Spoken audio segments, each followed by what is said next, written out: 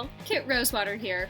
Welcome to the last installment of the Skate and Chat series, where I get to sit down and answer questions from some of my favorite young readers / skaters about the Derby Daredevils series, and especially the latest book to hit shelves. I'm so excited for our guests on this final episode. The young readers and skaters asking questions today are junior roller derby players. These are members of the Narwhals team, the junior roller derby team in Albuquerque, New Mexico, which is where I currently live. So please, let's give them just the warmest welcome. Hey, Kit. Hi, Kit. Hi, Kit. Hi, Ashlyn. Hi, Suki. Hi, Samson. Hey, Narwhals. I heard you had some questions for me today. Hey, Kit. What made you decide to write a book? Why write a book? Well, the truth is, the Derby Daredevils is just the latest in a very long series of books that I've been working on, writing, creating in some capacity since I was a really little kid. And not just stories. I specifically loved making books. I would take paper and grab a bunch of markers and specifically kind of fold it up and make my own stories into these book-shaped objects that I just couldn't wait to pass around to everyone. I specifically remember when I was in second grade taking one of the books that I had made and kind of hiding it on the classroom bookshelf, hoping that nobody would notice that it was a book that their classmate had made and could maybe fool them into thinking it was a real book. So I have always wanted to not only write stories but get a book, or hopefully multiple books, on bookshelves. Who of all your roller derby players are girls? Samson, that is an excellent question. Why don't I have any boys on this roller derby league? Well, the truth is that I believe that the Women's Flat Track Association for roller derby has actually gotten a lot more inclusive in their last couple of years.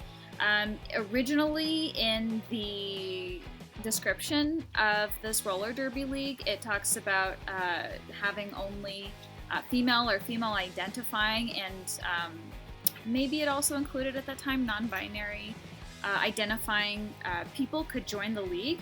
I know that there are leagues that follow the Women's Flat Track Roller Derby Association rules, but also specifically have both female and non-binary and male identifying roller derby players. I think that would actually be a great thing to consider for future roller derby books, having more inclusive players who identify as different genders.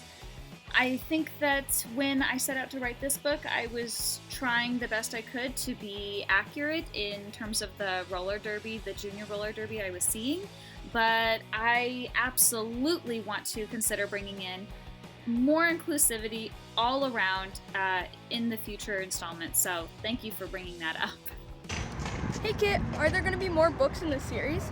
There are going to be more installments of this series, of the Derby Daredevils series. Book 3, which follows Tomoko and is called Tomoko Takes the Lead, is coming out in June of 2021. I'm really hoping to be able to do something in person when that book comes out someday.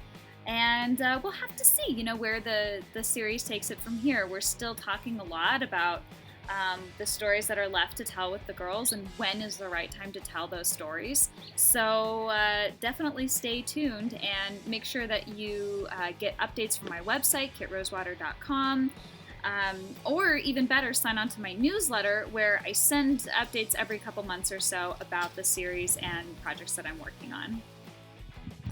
Bye, Narwhals. Thank you so much for joining. Bye, Kit. Bye. And thank you, viewers, so much for joining us on this series. It's been an absolute pleasure. This is just a wonderfully fitting final episode. Thank you so much for celebrating Book 2 of the Derby Daredevils with me. Please order, request at your library, gift this to somebody, recommend the title, go online and review it. But more than anything else, I hope you enjoy, and thank you so very much for following along, and take care.